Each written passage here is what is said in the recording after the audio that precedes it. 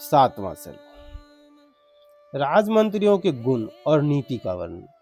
इक्ष्वाकु वंशी वीर महामना महाराज दशरथ के मंत्री जनोचित गुणों से संपन्न 8 मंत्री थे, जो मंत्र के तत्व को जानने वाले और बाहरी चेष्टा देखकर ही मन के भाव को समझ लेने वाले थे। वे सदा ही राजा के प्रिय एवं हित में लगे रहते, इसलिए उनका यश बहुत फैला हुआ था। वे सभी शुद्ध आचार विचार में युक्त थे और राजकीय कार्यों में निरंतर संलग्न रहते थे।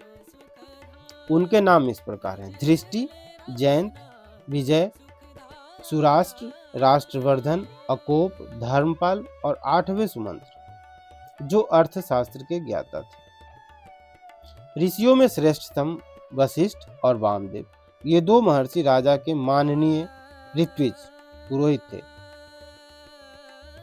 इनके सिवा सुयज्ञ, जाबाली, काश्यप, गौतम, दीर्घायु मार्कंडेय और विप्रवर कात्यायन भी महाराज के मंत्री थे। इन ब्रह्मर्षियों के साथ राजा के पूर्व परंपरागत ऋत्विज भी सदा मंत्री का कार्य करते थे। वे सब के सब विद्वान होने के कारण विनयशील, सलज्ज, कार्यकुशल, जितेंद्रिय, श्री संपन्न, महात्मा, शस्त्र विद्या के ज्ञाता, सुदृढ़ पराक्रमी, यशस्वी, समस्त राज कार्यों में सावधान, राजा की आज्ञा के अनुसार कार्य करने वाले, तेजस्वी, क्षमाशील, कीर्तिमान तथा मुस्कुराकर बात करने वाले थे।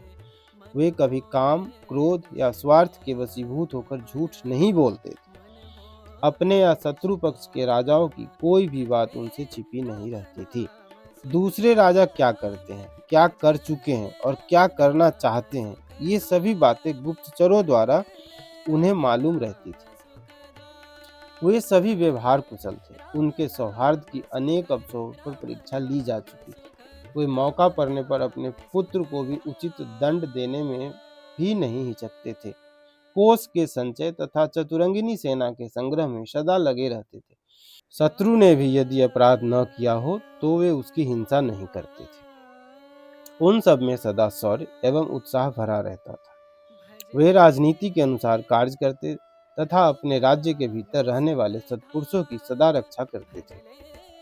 ब्राह्मणों और क्षत्रियों को कष्ट न पहुंचाकर न्यायोचित धन से राजा का खजाना भरते थे। वे अपराधी पुरुष के बलवा को देखकर उसके प्रति तीक्ष्ण अथवा मृदु दंड का प्रयोग करते थे। उन सब के भाव शुद्ध और विचार एक थे। उनकी जानकारी में अयोध्यापुरी अथवा कौशल राज्य के भीतर कहीं एक भी मनुष्य ऐसा नहीं था जो मिथ्यावादी, दुष्ट और पर स्त्री लंपट हो। संपूर्ण राष्ट्र और नगर में पूर्ण शांति छाई रहती थी।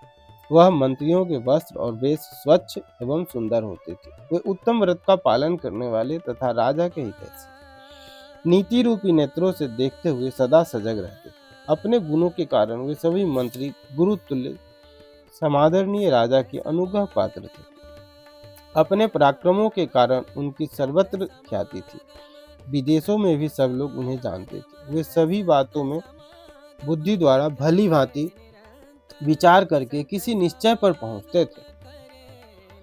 समस्त देशों के कालों में वे गुणवान ही सिद्ध होते थे, गुणहीन नहीं। संधि और विग्रह के उपयोग और अवसर का उन्हें अच्छी तरह ज्ञान था।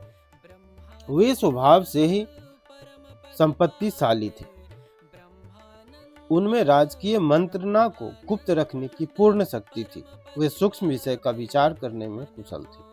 नीति शास्त्र में उनकी विशेष जानकारी थी तथा वे सदा ही लोकप्रिय लगने वाले बात बोलते थे। ऐसे गुणवान मंत्रियों के साथ रहकर निष्पाप राजा दशरथ का उस भूमंडल का शासन करते थे।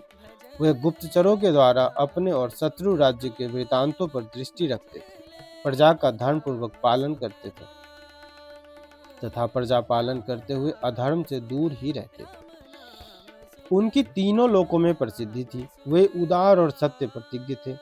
पुरुष सिंह राजा दशरथ अयोध्या में ही रहकर इस पृथ्वी का शासन करते थे। उन्हें कभी अपने से बड़ा अथवा अपने समान भी कोई शत्रु नहीं मिला। उनके मित्रों की संख्या बहुत थी।